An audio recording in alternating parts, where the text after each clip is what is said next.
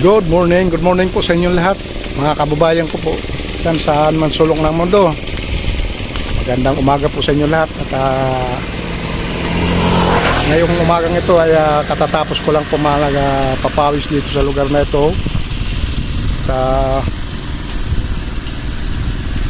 30 to 45 minutes ang aking binibigay na oras para sa aking sarili, para siyempre pagbigyan muli ang aking lakas, panumbalik ito. At wag nating hayaang kahit sa edad nating walking to 60, at wag nating hayaang manghina tayo. Kailangan labanan po natin, lalo na pagdating sa ating kalusugan.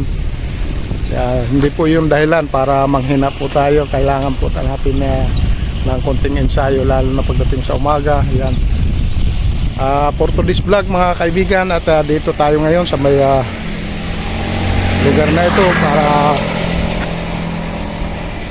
pakita ninyo kung paano mag-alaga din ng alagang itik. Yan po, dito sa lugar na ito. Samahan nyo po ako, guys.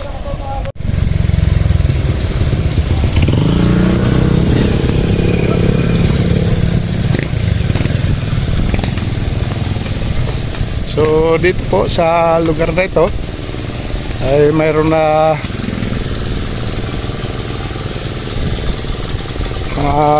inaalaga ang itik.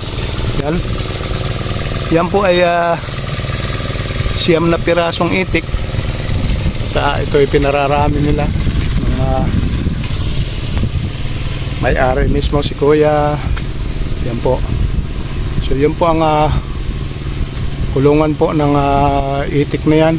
At yung mga malalaki na nandoon napaloob doon sa may kulungan. Yan. Yan po ang mga inahin. Yan. Sa may lugar na yan.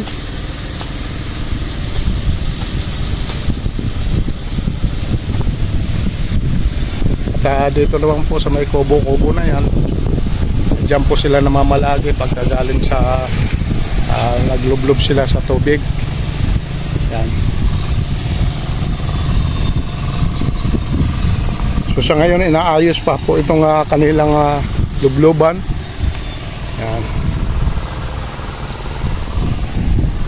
Yan po ang kanilang lubloban na yan, yung kapirasong tubig dyan sinadyang gawin. Pagkatapos nila maglublob ay papapasokin po sila dyan sa may lugar na yan. So sa ngayon si Kuya medyo hinahawan niya yung gilid nito.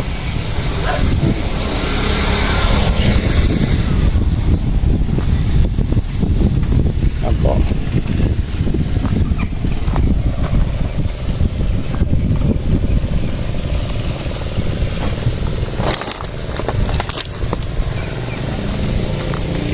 Yan. So itong mga bagong punlang itik na ito ay medyo malaki-laki na sila. Yan. So hindi po sila naghihiwa-hiwalay. Yan, mapapansin mga idol. Kung saan yung malaki ay sumusunod po doon yung mga maliliit. Yan. Hindi po sila naghihiwalay.